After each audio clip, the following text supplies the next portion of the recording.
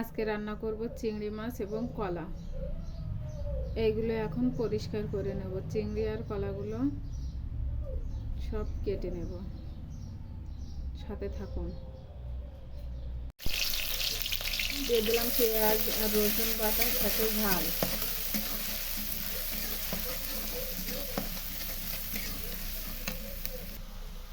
আমি কলাগুলো সুন্দরভাবে কেটে ধুয়ে নিয়েছিলাম, আর এ পাশ দিয়ে চিংড়ি মাছগুলো কেটে ধুয়ে নেওয়া রেডি।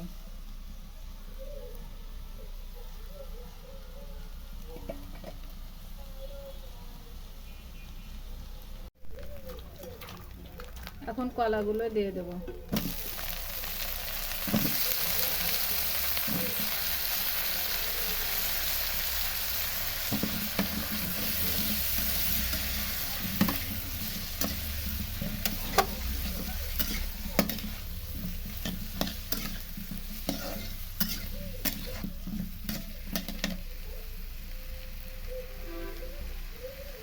হলুদ,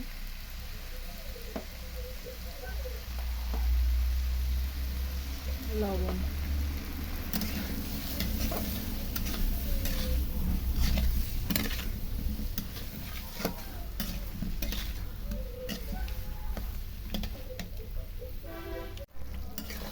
এই তো আমার কলাটা কষানো হয়ে গেছে। আমি পানি দিয়ে কষিয়ে নিলাম। এখন ঝোলের পানি দিয়ে দেব।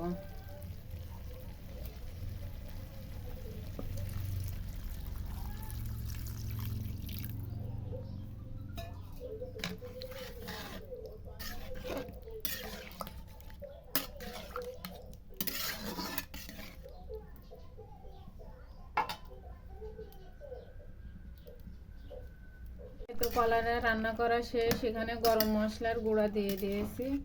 এখন নামাই নেব।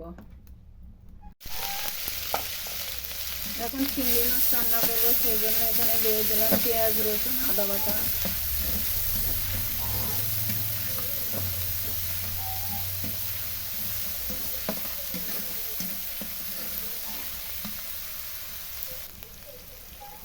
দিয়ে দেবো ঝালের গুঁড়া।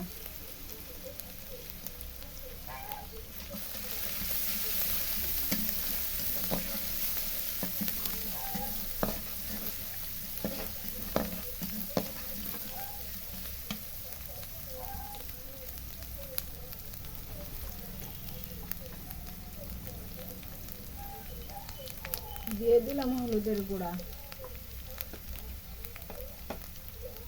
লবণ।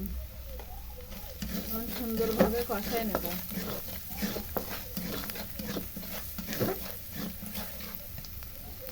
এখন দিয়ে দেবো চিংড়ি মাছগুলো।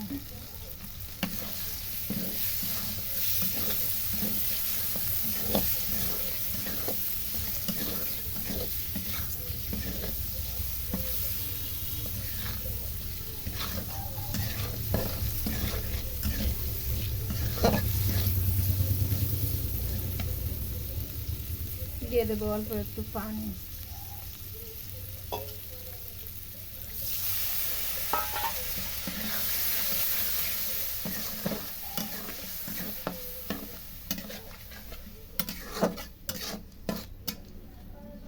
ঢাকনা দিয়ে ঢেকে এই পানিগুলো শুকায় নেব।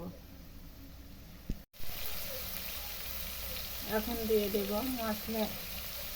এখানে জিরার ভাজাটা দিয়ে দিলাম আমি, গরম মশলা দেবো না। তাহলে আমার কাছে মনে হয় কি চিংড়ির যে গন্ধ, স্বাদ, ওইটা যেন কম লাগে। এখন ঝোলের পানি দিয়ে দেবো।